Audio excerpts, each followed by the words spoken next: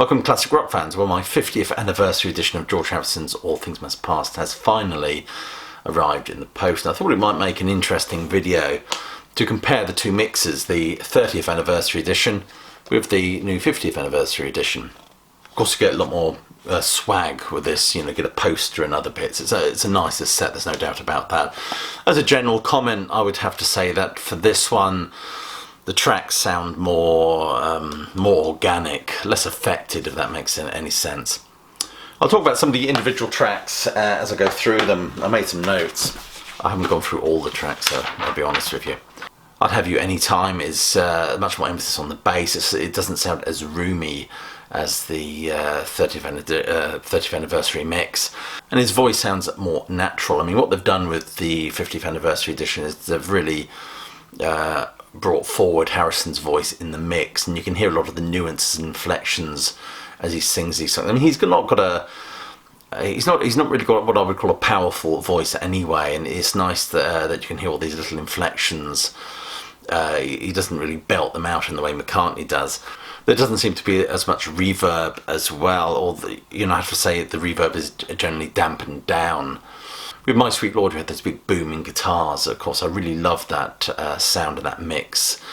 With the new mix, it seems to be, again, dampened down a little bit. Harrison's voice lifted in the mix, which I find kind of ruins this track for me, to be honest with you. I much prefer the original version where his voice was almost like a plaintive cry amid this beautiful cacophony of sound. That actually worked well. I must admit, I'm not a big fan of Phil Spector's production affectations, really, but on My Sweet Lord it really worked well, and I feel I prefer the version that's on the 30th anniversary mix of this album. Wah Wah, I really don't like the original of this. It just sounds like a soup of noise to me. It's like somebody shoving screwdrivers in my ears. Oh my god, this is much better. The 50th anniversary edition is much better.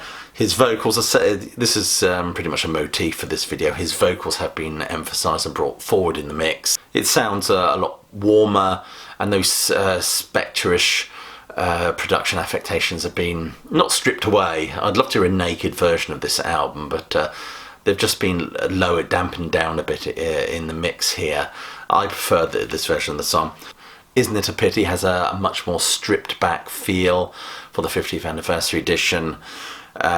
George's voice really stands out here, and his voice really needs to stand out on this one, because some of the nuances and the way he sings or phrases some of the words are quite delicate, quite beautiful, I think, which were lost in the previous mix.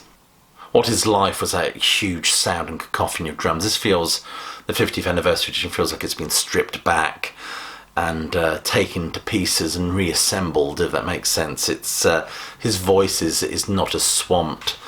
If not for you, I find it difficult to choose between the 30th anniversary mix of this and the 50th anniversary mix. They both sound really great in their own way. Behind that locked door, a much greater balance is achieved with the 50th anniversary mix. Much greater clarity of every instrument, I think. Let It Down, very much the same can be said for that. It's much more balanced. The instruments are clearer, more separated, and George's voice is more distinct. Run of the Mill is starker and clearer as well. I think the horns have been slightly dampened down here in the new mix. I prefer George's voice in this mix, as a lot of them, as it has more emotional clout. So you can actually feel and hear each inflection a lot better than you used to. Beware of the Darkness sounds a lot better, not so affected, I'd have to say. Apple Scuffs. It seems to me as if the reverb on the 50th anniversary mix has been, if not stripped away, it certainly seems as if it's not so roomy, so it becomes it doesn't sound so echoey. Therefore, it sounds more organic, more real, in my opinion.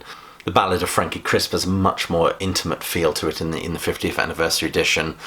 Again, all those production affectations have been not stripped away, but certainly dampened down, privileging, of course, the vocals. Waiting on You All is another one of those big cacophonous numbers that I think has been rescued personally from the original mix, and even the 30th anniversary mix. it's been lifted from that fog of indistinctness, all that sonic pollution. It sounds much better. All Things Must Pass is a wonderful version. It sounds a lot better, I think, but you've already heard those versions. They've already put out the new version. I think it was released prior to this one coming out. Art of Dying is much clearer. It doesn't sound like sandpaper on the ears. And the guitar as well, it seems a lot more pronounced in the mix, I think. Then we get a lot of instrumentals, sound like jamming sessions really. They don't sound as brittle, not as sharp or as crisp on the ear, if that makes sense to you. It does sound warmer to listen to these. I said at the beginning, they all sound more organic, more real in many respects.